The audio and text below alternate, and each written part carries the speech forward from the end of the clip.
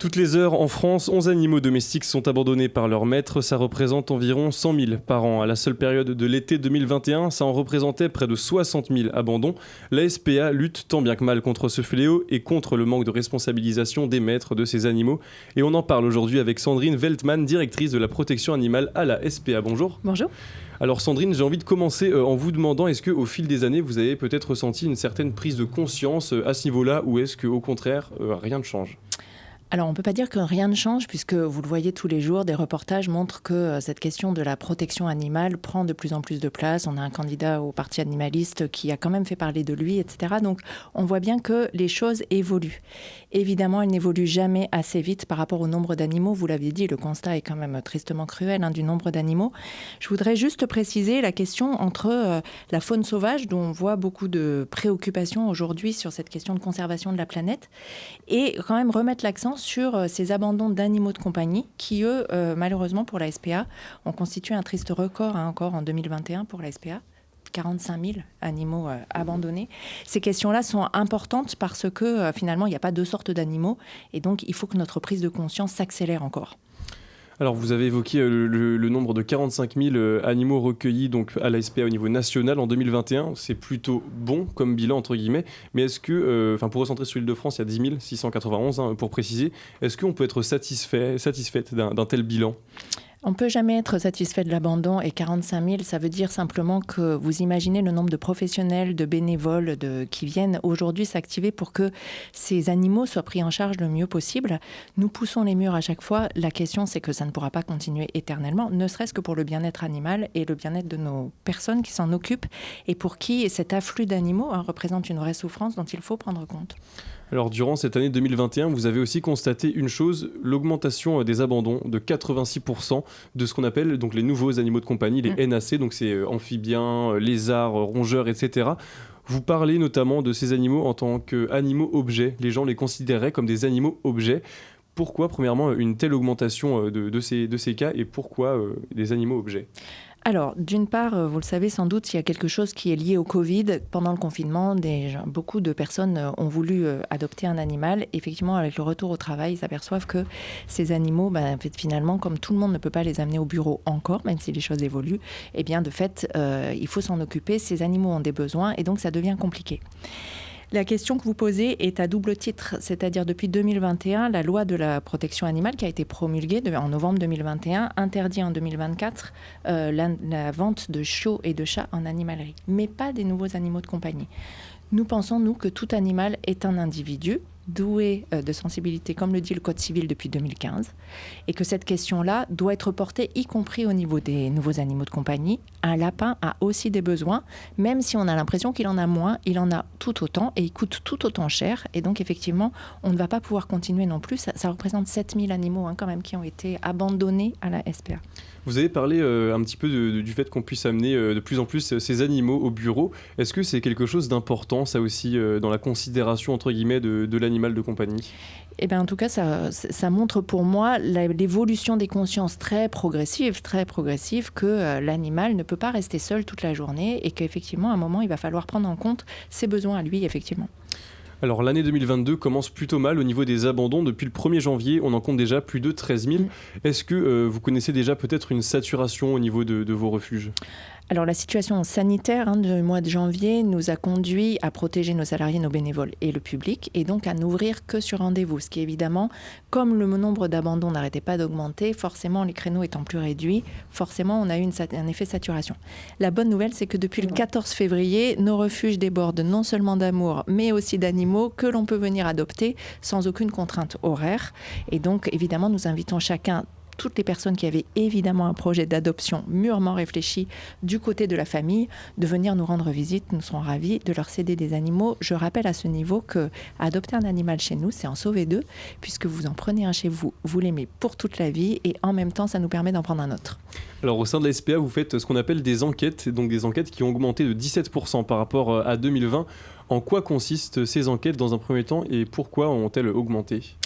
Alors une enquête, c'est comme toutes les enquêtes de maltraitance, c'est suite à une alerte, un signalement d'un voisin ou d'un institutionnel sur un animal qui est mal nourri, qui est attaché toute la journée, qui aboie toute la journée, qui a l'air malheureux, sur des chevaux, sur des chiens, sur des chats, sur toute forme d'animaux de compagnie, où effectivement la SPA continue et est assermentée, enfin n'est pas assermentée. En fait, la SPA a des bénévoles qui vont se rendre, et tout en respectant la loi, qui vont se rendre au domicile de la personne dont on a fait l'alerte pour venir contrôler en fait le niveau de vie de l'animal. À cela, ensuite, s'il y a infraction, eh bien, ça va être porté par les tribunaux. Nous allons récupérer l'animal. Et de fait, cet animal va pouvoir être réadopté une fois que l'infraction sera constatée et que l'animal nous sera cédé.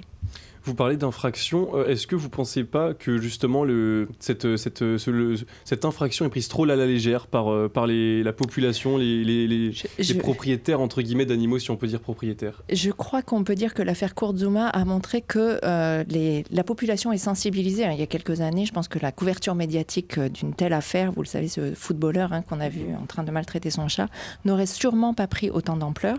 Nous nous en réjouissons. La SPA a porté plainte d'ailleurs. Voilà. Mais effectivement, on ne mettra jamais en avant assez le fait que la maltraitance sur un individu doué de sensibilité est absolument ignoble en fait.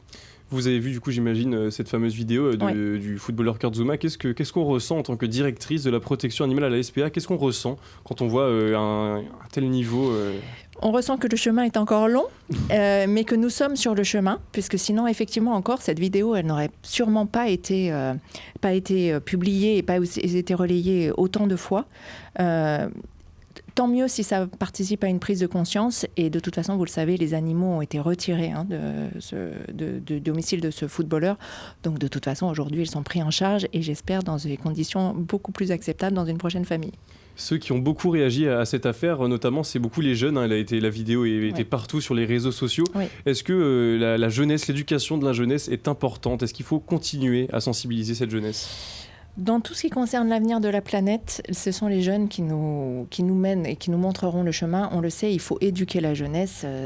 Depuis des années, nous le savons. C'est pour ça que la SPA intervient au sein de l'éducation nationale, dans des programmes qui sont validés par l'éducation nationale et au sein de ces clubs jeunes à l'intérieur de la SPA pour que les jeunes puissent s'engager, découvrir un peu cette question de respect du vivant, dans un souci de conservation de la planète et dans un souci de vie ensemble et de partage en fait de cette planète ensemble. Vous avez évoqué les clubs jeunes à la SPA. En quoi ça consiste justement ces clubs jeunes?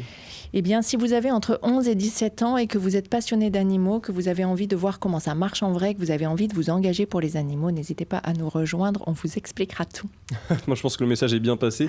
On a parlé en début d'émission tout à l'heure d'une certaine prise de conscience qui n'a pas forcément lieu, ou du moins qui est peut-être très progressive, mais pas très forte. Comment changer justement les mentalités et augmenter cette progression? Alors effectivement, par les jeunes, 5300 enfants qui ont été sensibilisés au travers de 525 interventions à l'école, plus nos clubs jeunes, ça c'est une première chose. La deuxième chose, c'est d'en parler, de faire ce que nous faisons aujourd'hui.